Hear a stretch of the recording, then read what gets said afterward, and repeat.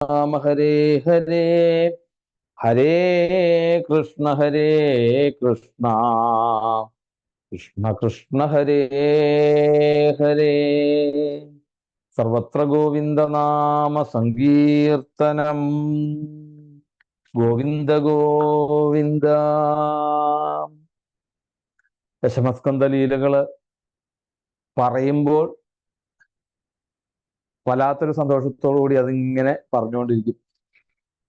ശരിക്കും സപ്താഹവേദികളിലൊന്നും ഇത്രയൊന്നും നമുക്ക് വിസ്തരിച്ച് പറയാനൊന്നും സമയമില്ല. ശരിക്കും പ്രത്യേകിച്ച് ബാലലീലകളൊക്കെ ഓരോ ശ്ലോകങ്ങൾ എടുക്കുമ്പോൾ നമുക്ക് ഓരോരോ ആശയങ്ങൾ നമ്മളുടെ ഉള്ളിലേക്ക് വന്നു കയറും. അത്ര കണ്ട് അതുകൊണ്ടാണ് ഏകാദശം കഴിയുമ്പോൾ പറയുവോടെ തൽ ബാലചരിതാനിച്ച പ്രത്യേകം എടുത്ത് പറയുന്നുണ്ട്. ഏകാദശ സ്കന്ധത്തിന്റെ അവസാനത്തെ ശ്ലോകം നോക്കി അറിയാൻ സാധിക്കും. ഈ 125 അധ്യായങ്ങള് 123 അധ്യായങ്ങളില് ബാലചരിതാനി ഭഗവാന്റെ ആ ഒരു ബാലലീലകള് പ്രത്യേകം അത് ആസ്വദിക്കാൻ നമുക്ക് സാധിച്ചാല് ജീവിതത്തിൽ മോക്ഷത്തിന് വേറൊരു ഉപായം നമ്മൾ അന്വേഷിക്കേണ്ട എന്നുള്ളതാണ്. ഇങ്ങനെയുള്ള നിരോധം എന്നുള്ള ലക്ഷണത്തോടു കൂടിയിട്ടുള്ള ദശമസ്കന്ധമാണ് നമ്മളിപ്പോ അനുസ്മരിച്ചുകൊണ്ടിരിക്കുന്നത്. ഉലൂഖല ബന്ധനത്തിലൂടെ നളകൂപര മണിഗ്രീവന്മാർക്ക് കൊടുത്തതായിട്ടുള്ള മോക്ഷം, എന്തായാലും നേർമരുത് വൃക്ഷങ്ങളായിട്ട് നിന്നതായിട്ടുള്ള നളകൂപര മണിഗ്രീവന്മാര് അവരെയൊക്കെ അനുഗ്രഹിച്ചു വിട്ടതിന് ശേഷം ഗോപാനന്ദാദയ ശ്രുത്വാം ദ്രുമയോ പതതോരവം തത്രാജഗ്മുഃ ശ്രേഷ്ഠ നിർഘാത ഭയശങ്കിതാഹ. നിർഘാത ഭയശങ്കിതാഹ. അവിടെ നിർഘാതം എന്ന് പറഞ്ഞാല് ഇടിമുഴങ്ങി അല്ലെങ്കിൽ ഇടിമിന്നലോട് കൂടിയിട്ട് രണ്ട് വൃക്ഷങ്ങൾ എന്താണ് അവിടുന്ന് നിലം പതിച്ചതാണെന്നുള്ളതല്ല അവിടെ പറഞ്ഞത്. പിന്നെ എന്താണ് അവിടെ ഈ ഭൂമിയിലുണ്ടാകുന്ന വായു പലതായിക്കൊണ്ട് ഘനീഭവിച്ചുകൊണ്ട് പരസ്പരം ഇടിച്ച് അവിടെ ഭൂമിയിൽ പതിച്ചു എന്നുള്ളതാണ് അവര് അവിടുന്ന് മനസ്സിലാക്കുന്നത്. കാരണം നന്ദഗോപരും ഗോപന്മാരും ഒക്കെ ഇവിടെ വന്ന് നോക്കിക്കഴിഞ്ഞപ്പോഴത്തേക്കും രണ്ട് വൃക്ഷങ്ങൾ, വലിയ വൃക്ഷങ്ങള്, അത് ഒരു ഇടിയോ മിന്നലോ അല്ലെങ്കിൽ ഒരു പ്രകൃതിയുടെ ഒരു ക്ഷോഭം കൊണ്ട് അല്ലാതെ അത് മറിഞ്ഞു വീഴില്ല. പിന്നെ ഉണ്ടാകാൻ സാധിക്കുന്ന ഇതേ ഉള്ളൂ. എന്താണ് ഈ മുളകളൊക്കെ തമ്മിൽ കൂട്ടിയിടിച്ച് ഉണ്ടാകുമ്പം അങ്ങനെയുള്ള ആ വായു അല്ലെങ്കിൽ വായുക്കൾ തമ്മിലുള്ള അത് ഘനീഭവിച്ചുകൊണ്ട് ഭൂമിയിൽ പതിക്കുകയെ നിവൃത്തിയുള്ളൂ എന്നുള്ളതാണ് അവര് മനസ്സിലാക്കിയത്. എന്തായാലും അവിടെ വൃക്ഷങ്ങൾ കടപുഴകി കിടക്കുന്നതിന്റെ തൊട്ടപ്പുറയായിട്ട് ഉണ്ണിക്കണ്ണൻ കളിച്ചുകൊണ്ടിരിക്കുന്നു. അപ്പോഴും ചിരിച്ചുകൊണ്ടിരിക്കുന്നതായിട്ടുള്ള കണ്ണനെ കാണാൻ സാധിക്കുന്നു. കയർ കൊണ്ട് ബന്ധിച്ച ഒരലും ഇതിന്റെ ഇടയ്ക്കായിട്ട് കിടക്കുന്നു. ഇത് കണ്ട് കാര്യം എന്തെന്നുള്ളത് അറിയാനിട്ട് ഇത് എങ്ങനെയാണ് സംഭവിച്ചതെന്നൊക്കെ നന്ദഗോപർക്കൊക്കെ അറിയാമെങ്കിൽ പോലും അവിടെ തൻ്റെ മായ അതിനെ മറച്ചു വെക്കും ഇപ്പോഴും.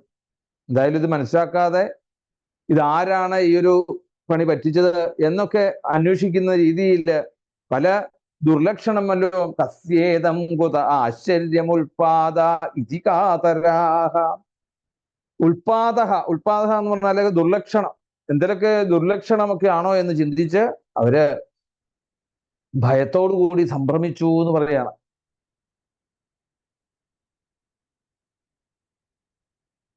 എന്തായാലും ഇത്ര വലിയ വൃക്ഷങ്ങള്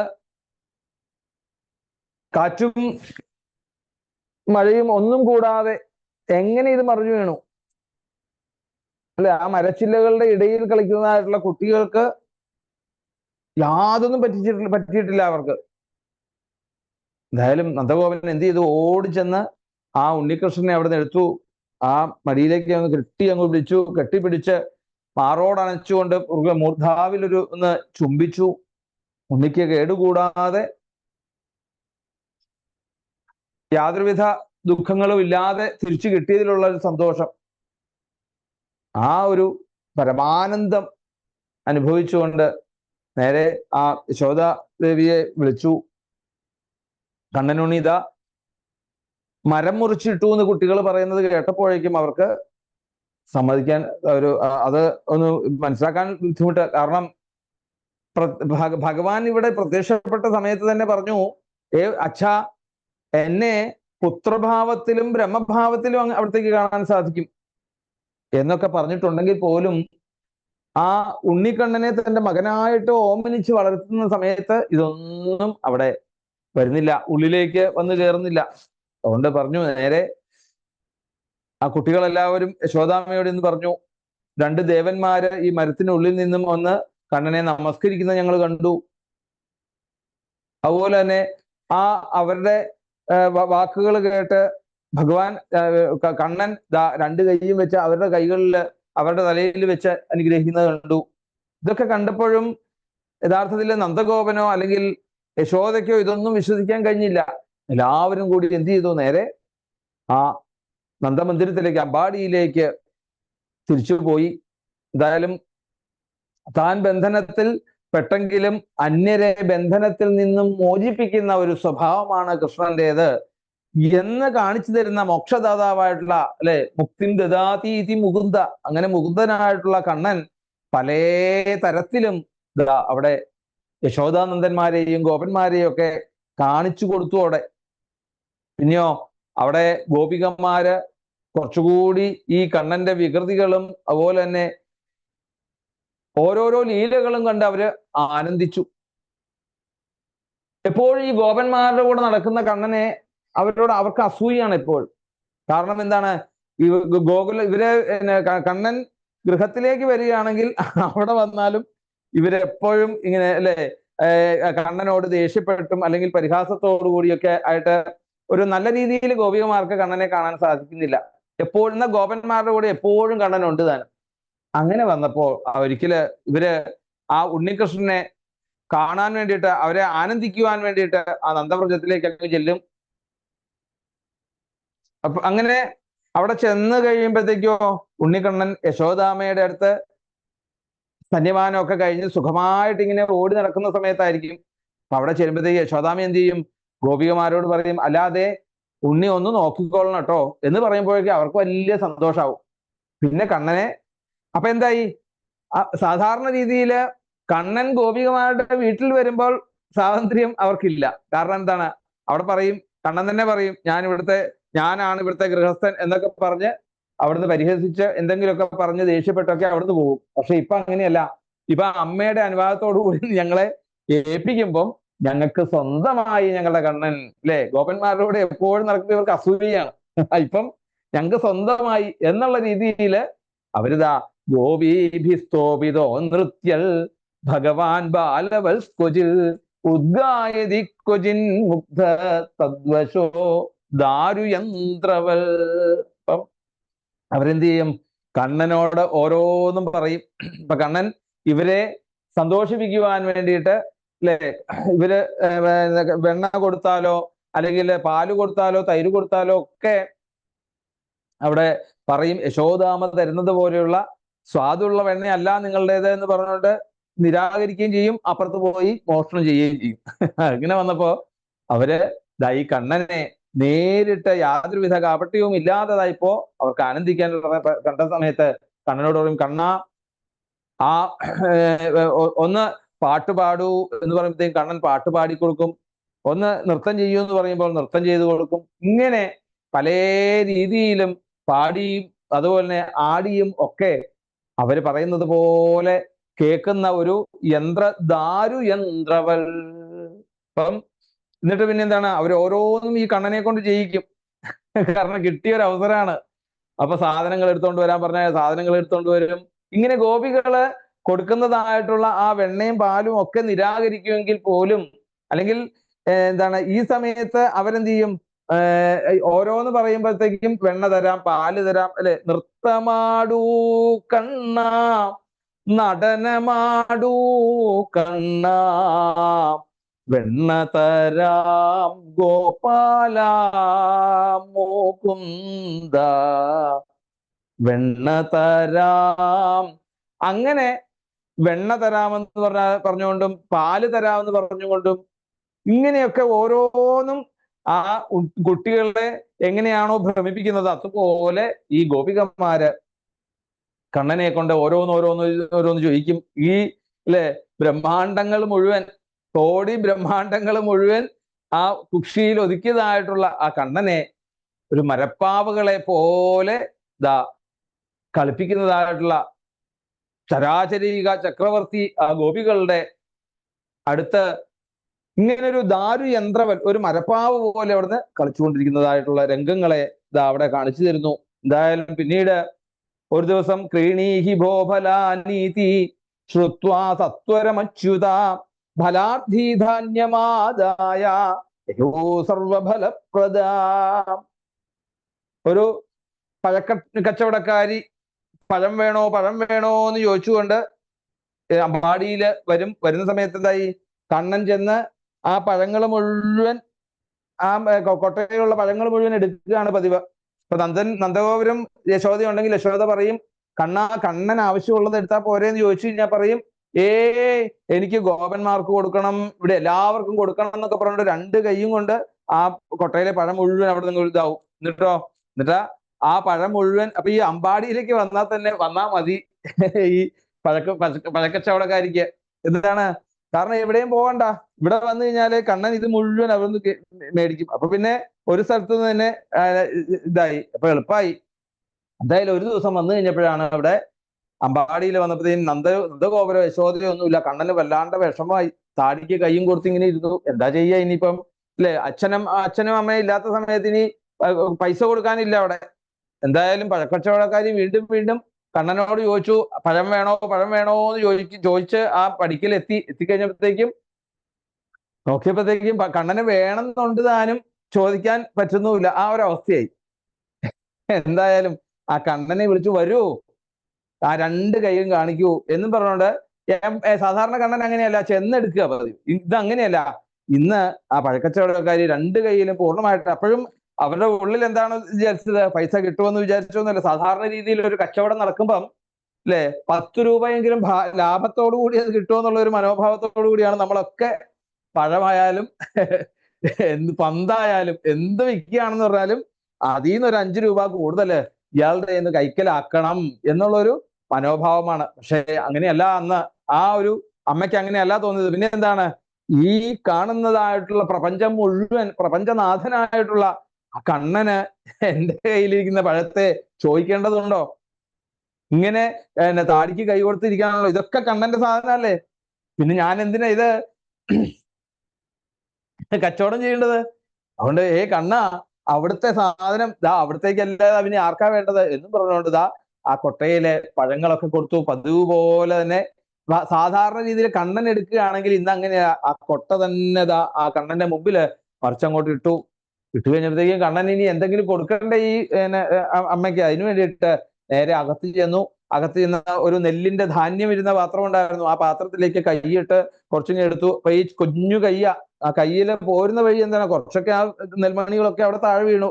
അവിടെ വന്നു കഴിഞ്ഞപ്പോഴത്തേക്കും ഇങ്ങനെ അങ്ങോട്ട് കുടഞ്ഞപ്പം ഒരു 3-4 അല്ലെ മണികള് ആ കൊട്ടയിലേക്ക് വീണോന്ന് സംശയം. എന്തായാലും 3-4 മണികൾ വീണാൽ പോരെ, ആ 5 മണികള് 5 രത്നങ്ങളായിട്ട് മാറി എന്നുള്ളതാണ് അമ്മ അവിടെ തിരിച്ച് ഗൃഹത്തിൽ എത്തിക്കഴിഞ്ഞപ്പോഴേക്കും. ഈ ഒരു ഭാവം അത് കണ്ണനല്ലാതെ വേറെ ആർക്കും കൊടുക്കാൻ സാധിക്കുകയില്ല എന്നുള്ളതാണ്. അമ്മയ്ക്ക് ഒരിക്കലും ഇതിപ്പം ആ പഴം കൊടുത്തതിൻ്റെ ഒന്നുമല്ല, ആ ജസ്റ്റ് മിനിറ്റിൽ ഉണ്ടായിട്ടുള്ള, ഒരു സെക്കൻഡിൽ ഉണ്ടായതായിട്ടുള്ള ഒരു ഭാവം. കാരണം പ്രപഞ്ചത്തിന്റെ അധിപനായിട്ടുള്ള കണ്ണന് താനാര് കൊടുക്കാൻ എന്നുള്ള ഒരു ഭാവം ഉണ്ടല്ലോ.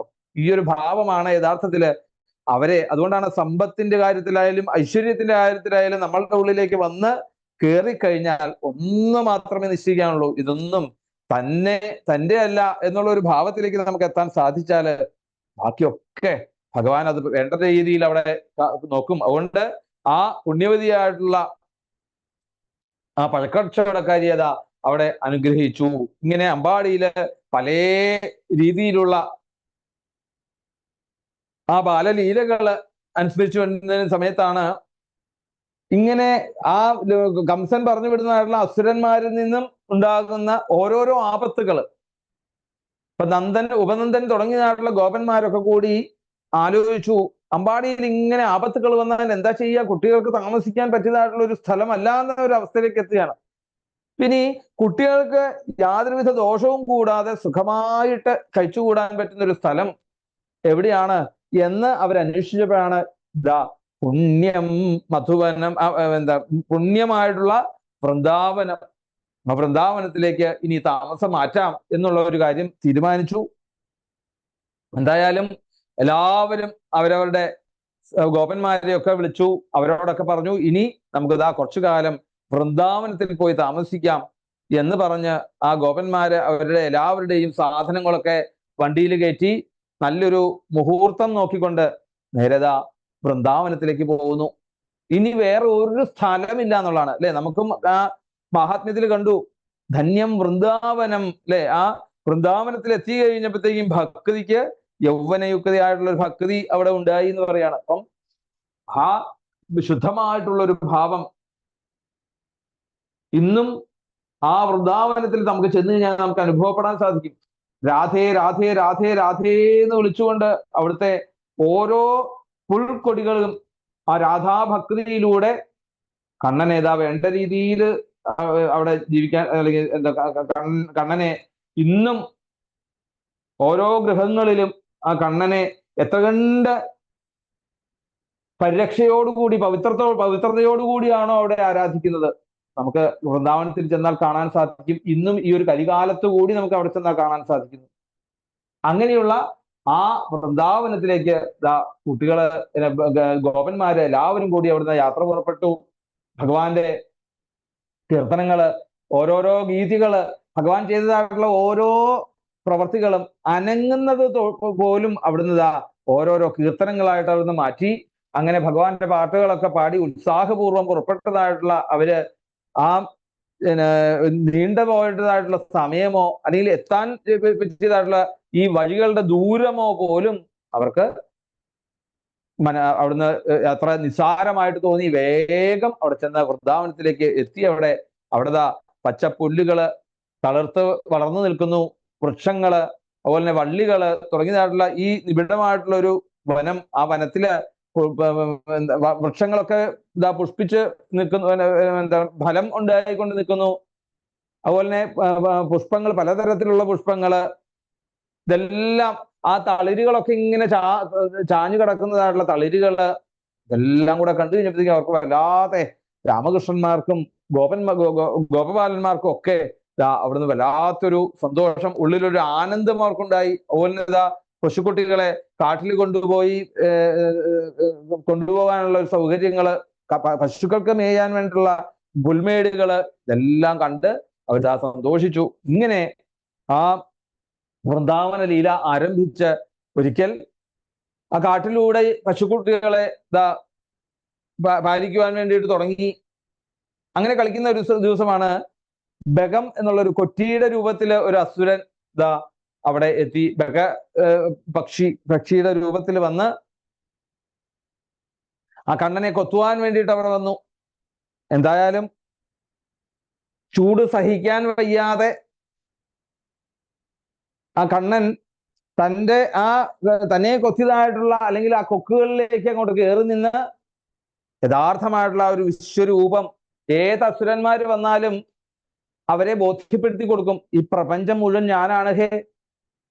ഇന്ന സ്ഥലത്ത് നിങ്ങൾ ഓടി നടക്കണ്ട, എല്ലായിടങ്ങളും നിങ്ങൾ എവിടെ വിചാരിക്കുന്നോ അവിടെ ഞാനുണ്ട് എന്നുള്ള ഒരു ഭാവം മനസ്സിലാക്കിക്കൊണ്ട് ആ വിശ്വരൂപത്തെ ആ രണ്ട് കൊക്കുകളുടെയും ഇടയ്ക്ക് ആയിട്ട് നിന്നുകൊണ്ട് അവൻ ആ ചൂട് സഹിക്കാൻ വയ്യാതെ ഭഗവാൻ അവന്റെ രണ്ട് കൊക്കുകളും പിടിച്ച് ആ നടുവിൽ കൂടി അങ്ങോട്ട് ചീന്തിക്കുമ്പോൾ പശുക്കുട്ടിയുടെ രൂപത്തിൽ വന്നതായിട്ടുള്ള ആ ബഗന്റെ രൂപത്തിൽ, പക്ഷിയുടെ രൂപത്തിൽ വന്നതായിട്ടുള്ള ബഗനെ അവിടുന്ന് നിഗ്രഹിച്ചു, അവിടുന്ന് മോക്ഷം കൊടുത്തു. പിന്നീട് പശുവിന്റെ രൂപത്തിൽ വന്നതായിട്ടുള്ള വത്സാസുരൻ എന്ന പേരായിട്ടുള്ള അസുരനെ 4 കാലും കൂട്ടിപ്പിടിച്ചുകൊണ്ട് എങ്ങനെയാണോ എന്താണ് പറയേണ്ട ഈ